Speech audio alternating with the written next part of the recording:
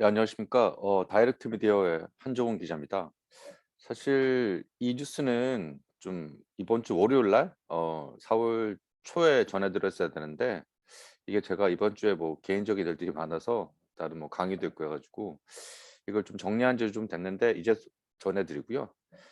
제 유튜브는 말씀드렸다시피 주로 한 주에 아니면 한 달에 제가 뉴스레터를 운영하고 있는데요. 뉴스레터 못 전해 드렸던 내용이나 아니면 음성이나 영상으로 조금 더 그래프 같은 걸 설명드릴 필요가 있을 때 주로 서비스하는 그런 콘텐츠고요. 가급적이면 20분 내에 미국의 미디어 변화를 가지고 한국에는 어떤 영향이 있을까? 그리고 미국의 미디어 변화가 또 한국과 어떤 관계가 있을까? 이런 것들을 이제 말씀드리는 그런 코너입니다. 다이렉트 미디어 주간 이슈라고 말씀드리고요. 지금 제 뒤에 보이는 백이 딜로이트가 얼마 전에 이제 발표한 미디어 트렌드 보고서에 나온 자료입니다. 그래서 뭐 세대별로 이렇게 나이대가 이렇게 쭉 나오는데, 뭐 좀 거꾸로 나와 있어서 좀 그렇긴 하지만, 네, 여기가 젠지고 있고 정확하게 저는 이제 X세대, 예, 여기 있죠. 예. 그래서 예, 제 세대를 이렇게 반영하는, 예. 그래서 뭐 딜로이트 보고서는 올해도 결론이 비슷했어요. 자, 젠지가 스트리밍이나 이런 쪽을 많이 듣고 보고 있는데, 결국은 젠지가 가장 많이 하는 플랫폼들은 게임이다. 그래서 각 스튜디오들도 게임을 열심히 인제 만들고 있습니다. 자, 이번 PT를 좀 공유를 하면서 말씀드릴게요. 네, 이 PT는 예전에 한번 제가 사우스 바이 사우스웨스트를 말씀드린 적이 있는데, 예, 사우스 바이 사우스웨스트에서 세션이 있었어요. 콘텐츠 미란 세션이. 어 더 콘텐트 오브 퓨처라는 거 있었는데, 그거에 나왔던 PT들이 쭉 제가 한번 뉴스레터로 말씀드린 적이 있는데, 이것들을 한번 제가 구해서 그 그러면 콘텐츠 각 분야별로 어떤 식으로 바뀔 건지, 그리고 지금 어떻게 바뀌고 있는 건지, 이런 것들을 현재 시장 상황하고 미래에 대해서 해 놓은 어떤 그래프들이에요. 그래서 이 그래프들 쭉 보여 드리면서 좀 간략하게 설명을 드리겠습니다.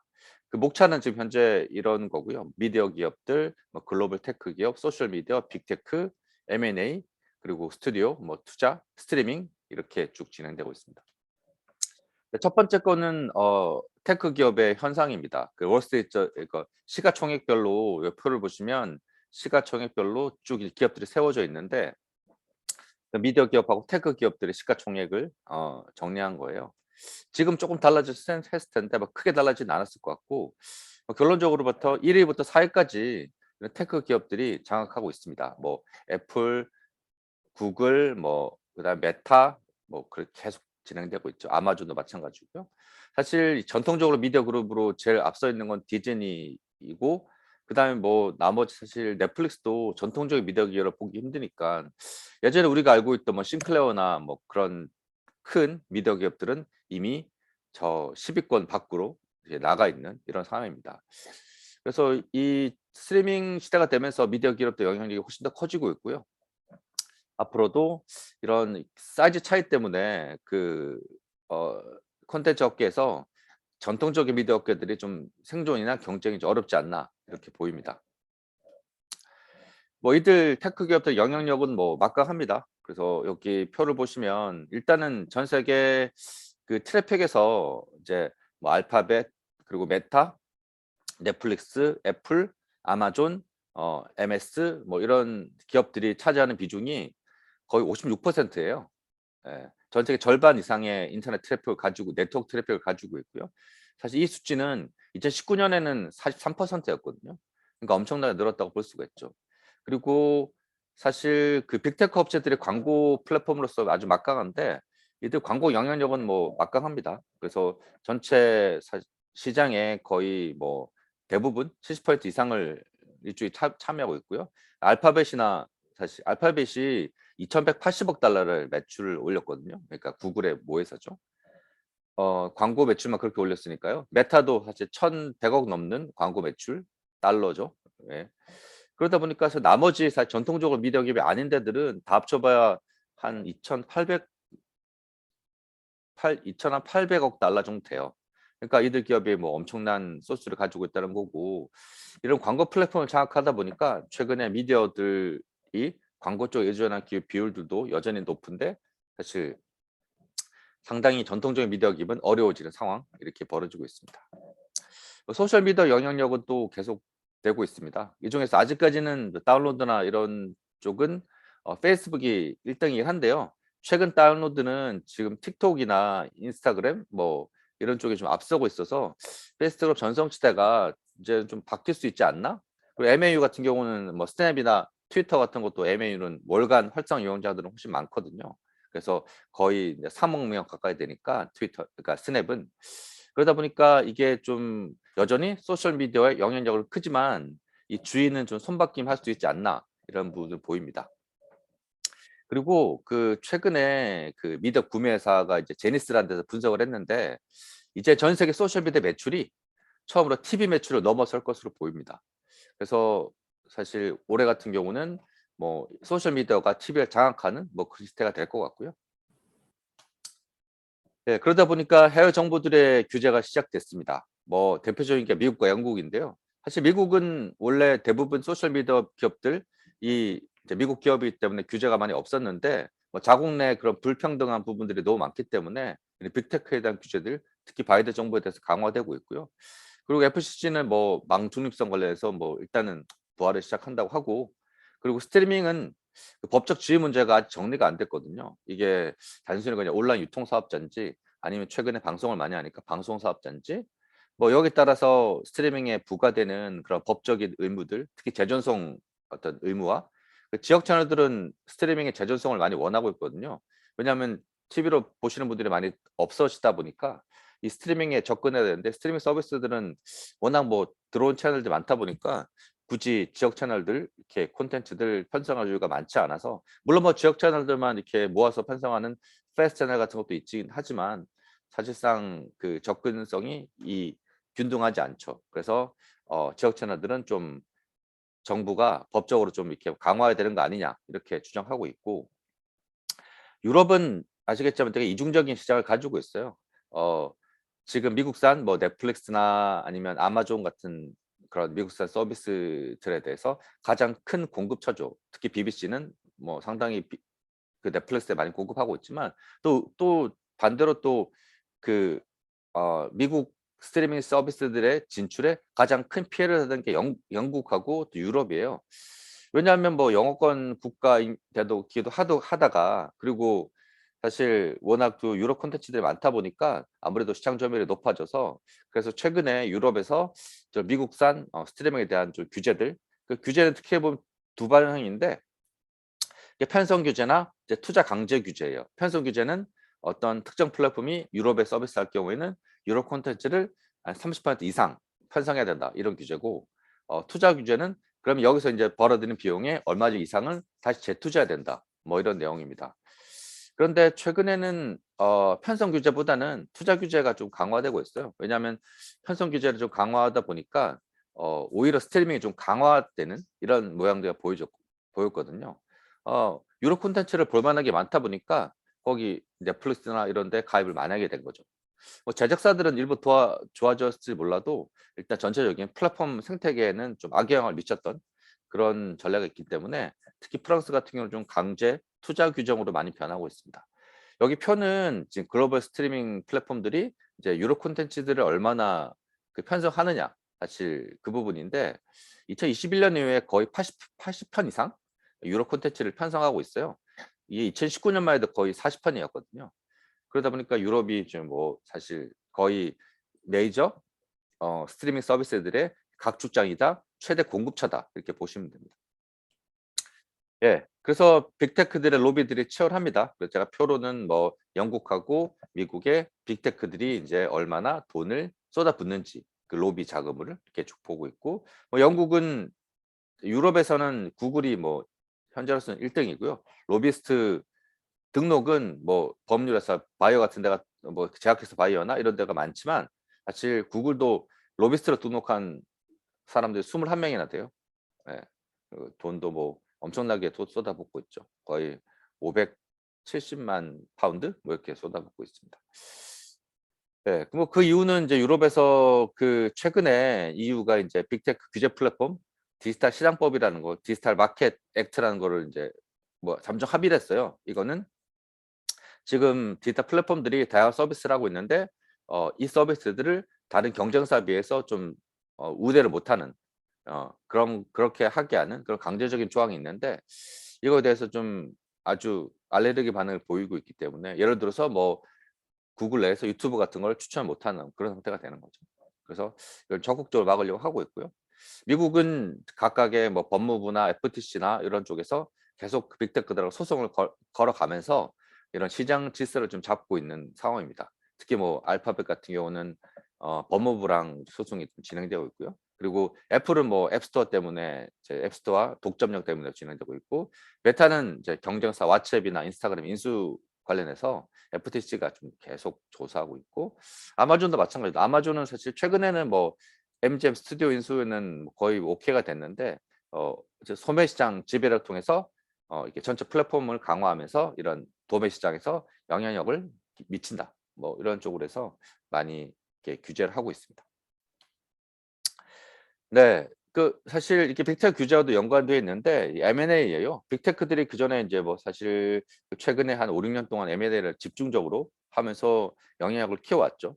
예. 그래서 그리고 최근에는 이제 얼마 전에는 AT&T가 이제 워너미디어를 분사하고 디스커버리를 합병해서 거의 430억 달러 규모 기업들 찬성했는데 이게 스트리밍 시장이 또 공고해 지고 빅테크들이 영향력이 커지다 보니까 M&A 흐름은 또 계속 늘어나고 있어요.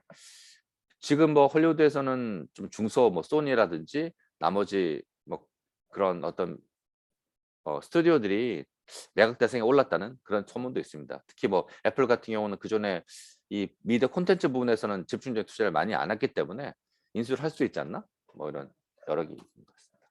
그래서 지금 제가 말씀드린 콘텐츠 스튜디오 인제 몸값이 올라가요. 스튜디오라는 거는 이게 대형의 뭐 디즈니라든지 파라마운트 같은 그런 큰 스튜디오 말고 뭐 사실 작진 않지만 좀 중소 한두 명이 세워서 콘텐츠가 그렇게 다양하지 못한 그리고 뭐 설립자의 콘텐츠가 대부분인 뭐 이런 중소 레이블들 한국도 최근에 스트리밍 되면서 이렇게 기존에 뭐 방송을 제작하셨던 분들이 나와서 스튜디오 프로덕션 이렇게 차려서 이렇게 한두 개 작품들 넷플릭스나 아니면 기존 종편 시장파에 공급하는 분들 많이 늘어나셨죠. 그래서 뭐 이런 그 스튜디오들이 몸값이 뭐 엄청 올라가고 있어요. 왜냐하면 스트리밍 서비스들이 다양한 콘텐츠를 원하기 때문에 이걸 편성하려면 몸값이 올라가니까 그래서 뭐 이런 스튜디오를 둘러싸고 좀 그러니까 매각이나 아니면 인수전이 좀 치열하게 진행되고 있습니다.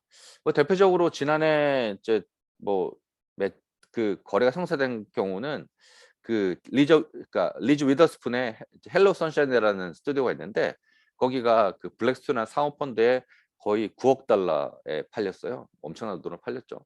1억 이제 1,000억이 넘으니까. 예.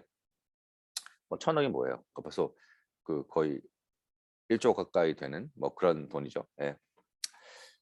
근데 뭐 지난해 같은 경우는 스펙을 좀 많이 활성화시켰는데 인제 스튜디오들이 투자를 받으려고. 근데 이제 스펙이 좀 주가 이렇게 처음에는 좀 부음 불다가 나중에는 푹 꺼지는 부분이 많아서 이게 스펙은 또 미디어 부분에서 쪼끔 오래 주춤한 뭐 이런 상황이 벌어집니다. 콘텐츠 투자는 스트리밍 서비스 되면서 집중적으로 늘어나고 있고요. 뭐 디즈니라든가 넷플릭스 이런 데들이 앞장서서 나오고 있고 특히 디즈니는 이제 스포츠 중계권 뭐 이런 부분이 있기 때문에 현재로서는 그거 다 합치면 그 전 세계 가장 콘텐츠에 돈을 많이 투자하는 그런 서비스가 되고 있고요. 현재로서는 2025년 거의 400억 달러가 가까이를 투자한다. 뭐 이런 쪽이고 두 번째는 이제 좀 전에 말씀드린 합병한 워너 브로더스랑 이제 디스커버리 그 업체죠. 3 위는 컴캐스트입니다. 넷플릭스가 4 등이긴 한데 예 이거는 스포츠를 넷플릭스에 편성하지 않으니까 4 등인 거고 스포츠 제외할 경우에는 넷플릭스는 1 등입니다. 네. 유로 스트리밍 서비스는 뭐 경쟁이 지속적게 증가하고 있습니다. 그래서 뭐 디즈니가 한 이제 투자를 늘어나 보니까 그 가입자들 늘고 넷플릭스가 이제 4월 중순에 실적 발표를 할 텐데 쪼끔 뭐 성장세가 좀 둔화되는 모습이에요. 2억 명을 넘어서면서 이 아무래도 갈피를 못 잡는 그런 상황인데 이런 상황들을 다른 어떤 후발 스트리밍 서비스들이 좀 계속 몰아가면서 그 경쟁을 좀 치열하게 또 몰고 가고 있습니다. 뭐 일부 투자자들은 좀 치열한 콘텐츠 경쟁 때문에 조금 우려하긴 한데 앞으로 뭐 이 주가를 올리고 그리고 자기 정체성을 알리고 구독자를 모아오는 데는 투자만큼 좋은 게 없기 때문에 앞으로 이런 분위기들은 또 계속 갈 것 같고요. 그리고 커넥트 TV, 스마트 TV의 부상이 뭐 계속 확인되고 있습니다. 올해도 마찬가지고요. 그래서 인터넷에 연결돼서 이제 스트림 서비스는 아니면 뭐 다른 웹 서핑이든 각종 다양한 것들을 할 수 있는 걸 말하는 거고, 여기 표는 각각의 그 빅테크 플랫폼들이 어떤 그런 커넥티드 시스템을 갖추고 있고 어떻게 진출하는 걸 봤는데, 현재로서는 뭐 예를 들어서 뭐 그런 스마트 TV 그리고 패스트 채널 그리고 이제 유료 방송 뭐 이렇게 그다음 광고 기반 이제 VOD 이렇게 해 가지고 쭉 다양하게 진행되고 있는데, 아마 야중에는 이제 거의 모든 서비스들이 뭐 이런 제 커넥티드 관련해서 좀 진출을 할 것 같습니다. 유튜브도 사실 자체 AVOD 내놓고 커넥티드 시장에 진출 들어왔잖아요. 그리고 피크 TV를 잡아봤는데요. 피크 TV라는 거는 아시겠지만 지난해는 좀 헐리우드에서 의미가 있었던 해입니다. 전체 에피소드가 한 1,900편 넘게 만들어졌는데요. 이 중에서 사실 스트리밍 서비스가 제공하는 그런 에피소드가 기존 TV를 넘어섰어요. 그래서 스트리밍 서비스가 어쨌든 TV 시대를 앞당기기, TV 시대를 이제 그 우세적으로 점유하고 있고 이제 스트리밍 시대가 온다. 사실 그 피크 TV는 스트리밍이다. 이런 쪽이고, 앞으로도 뭐 이런 트렌드는 늘어갈 거고, 아마 올해는 이 둘 간의 차이가 더 많이 늘 것으로 보입니다. 그리고 스트리밍이 가세하다 보니까 콘텐츠 제작 편수도 급격히 늘어나서 올해는 사상 처음으로 아마 2,000편 에피소드 넘어갈 것 같습니다. 뭐 이 반대 좀 유료 방송은 조금 우울한 소식이죠. 그래서 2016년보다 지금 거의 1,000만 명 가까이 줄었고요. 그러니까 2016년에 거의 8,600만 명 정도였거든요. 근데 2021년이 거의 7,500만 명 정도니까, 사실 뭐 그래서 유료 방송을 인터넷으로 가입하는 제공하는 vMVPD 같은 경우도 많이 내놓는데, 그것도 지금 뭐 매출액에 내는 부분들 이렇게 높아지질 않아요. 왜냐하면 오리지널 없고 단지 방송을 인터넷에서 볼 수 있다는 이유로 사실 그렇게 어 그런 것들을 인제 vMVPD를 보질 않으니까. 그래서 이런 부분 때문에 앞으로도 좀 유료 방송의 감소세, 매출의 감소세는 계속 이어지지 않을까. 그 버라이어티는 어쨌든 유료 방송이 최대 한 5,000만 가구까지 미국에서 떨어질 것으로 보입니다. 지금은 7,000만 가구니까 아마 조만간 그런 일이 벌어질 것 같습니다. 네, 뉴스 시장의 변화예요. 뉴스는 이게 재밌는 겁니다. 그 뉴스의 중요도는 점점 높아지고 있습니다. 이거는 스트리밍하고도 마찬가지고 나머지 TV도 마찬가지예요. 특히 TV 같은 경우는 스트리밍 서비스들이 이제 콘텐츠들 많이 수급하다 보니까 드라마 같은 경우는 글로 넘어갔잖아요. 그러니까 TV나 TV에서는 뉴스랑 스포츠 중요성이 훨씬 더 올라갔습니다.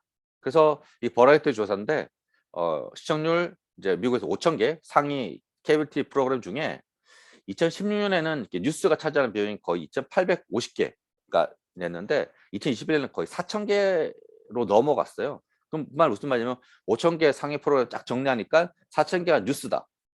그러니까 뉴스가 아주 중요해진다. 뭐 이런 걸 말씀드리는 겁니다.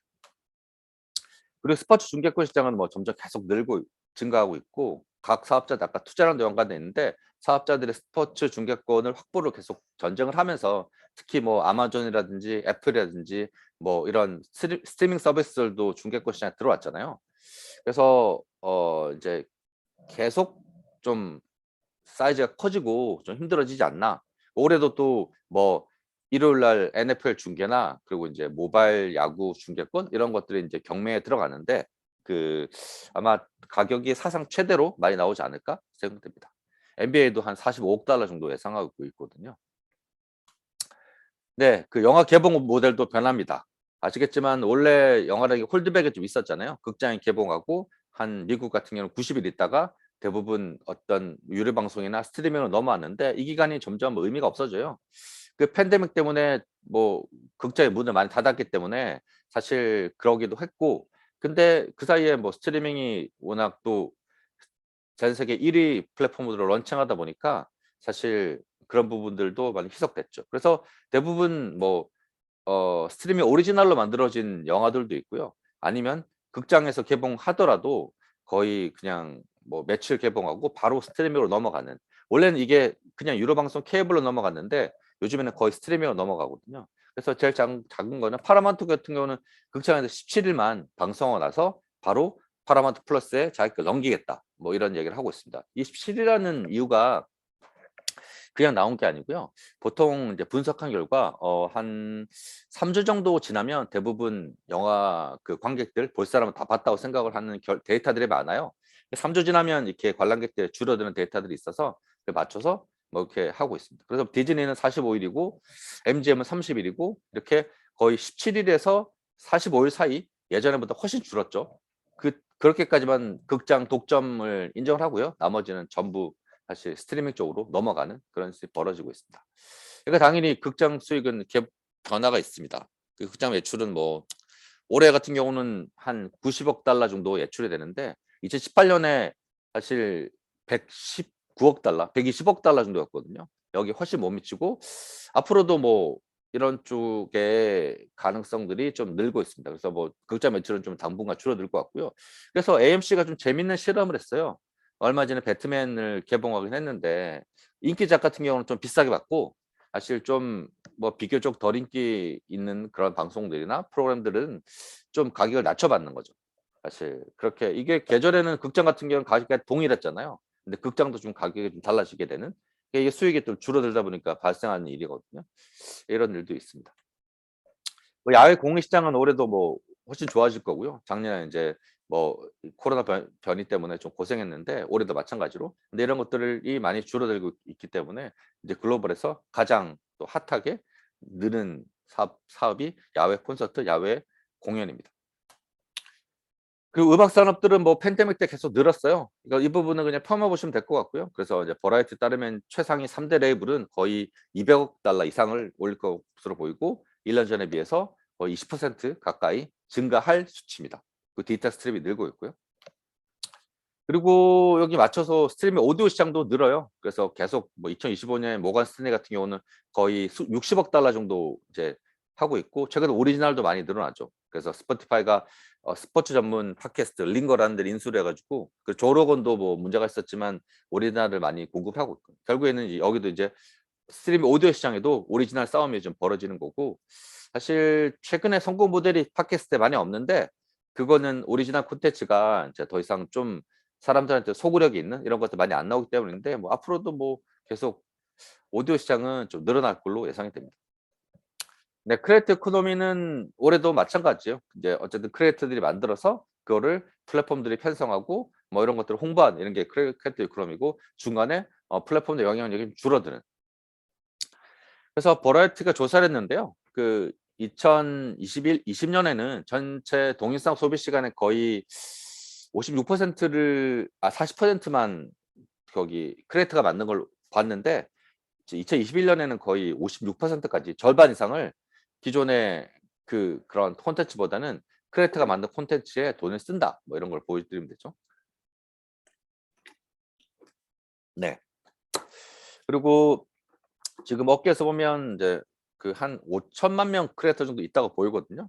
그중에서 한 이분들은 50개 플랫폼을 주로 이용하는데 한 그러니까 한 5천만 명 정도가 전체 1,000억 달러 정도의 수익을 올리고 있다. 근데 뭐 경쟁은 계속 치열해집니다. 예. 네. 그 유럽 시장 아까 잠깐 말씀드린 건데 미국 서비스대 유럽 시장 점유율이 점점 높아지고 있습니다. 계속 여기 오른쪽에 왼쪽의 표는 이제 파이낸스 타임즈가 제공한 표인데 유럽에서 스트리밍 서비스들이 어떤 서비스 점유율이 높아지느냐. 거의 다 합쳐서 유럽 전체가 가입자가 거의 1억 한 6천만 명 가까이 되잖아요. 예. 다 합쳐 가지고 디즈니랑 뭐 이렇게 물론 아직까지는 아마존이 제일 크고요. 나머지 넷플릭스나 애플 있는데 2019년 이후로 급격하게 증가하는 걸 보실 수가 있고 영국 EU가 인제 그 EU에서도 났는데 이게 뭐 2013년 14년 조용하다가 당연히 애플 TV 플러스가 나오면서 계속 급증하고 있습니다. e스포츠는 이제 계속 뭐 커질 거로 보여요. 근데 아마존이 보유한 트위치가 커뮤니케이션하고 중계 플랫폼에서 가장 아주 핫한 거로 보이고요. 트위치는 일단은 700만 명 정도의 크리에이터하고 일일 방문자가 거의 3천만 명 가까이 됩니다. 네. 비디오 게임은 쪼끔 뭐 주춤해요. 근데 여기 또 뭐 하드웨어 같은 경우는 또 공급망 문제도 있고 하지만 뭐 이것도 계속 좀 견조한 성장을 보일 걸로 보입니다. 메타버스는 올해 본격적으로 아마 좀 현장에서 구현되는 시기가 될 거예요. 지금도 마찬가지인데 시간이 좀 걸리긴 하겠지만 아직까지는 뭐 그런 개별 업체들이 메타버스를 발표하고 "이걸 어떻게 구현하겠다." 이런 것들을 많이 발표하는 시간이 될 거고 근데 문제는 사실 메타버스의 어떤 인지도입니다. 그 버라이어티가 조사를 했는데 미국의 절반이 거의 "나 뭐 메타버스 들어본 적이 없다." 이렇게 답했거든요. 그래서 올해 VR이나 AR 같은 경우는 좀 움직이겠지만 이런 홍보도 같이 이루어져야 아무래도 좀 좋은 성과가 있을 것 같습니다. 네. 우리의 뭐 대응은 이렇게 방송사나 스튜디오 뭐 이런 모델로 좀 다양하게 진행할 수 있고요. 네 지금까지 좀 짤막하게 그 스트리밍에 대해서 그 콘텐츠 미래에 대해서 말씀드렸는데 이게 뭐 얼마 전에 사우스 바이 사우스웨스트에 발표된 거고 그리고 인제 앞으로 각 분야별로 어떻게 진행될지에 대해서 이제 보이는 부분이라 그 나중에 좀 참조하셨으면 좋을 것 같고 예 그리고 제 유튜브에도 그 내용을 좀 올려 놓을 테니까 그럼 좀 많이 좀 봐 주시기 바랍니다. 네. 지금까지 다이렉트 미디어 이제 시청 혹은 청취해 주셔서 감사드리고요. 예. 앞으로 또 다시 좋은 정보로 다시 전해 드리겠습니다. 감사합니다.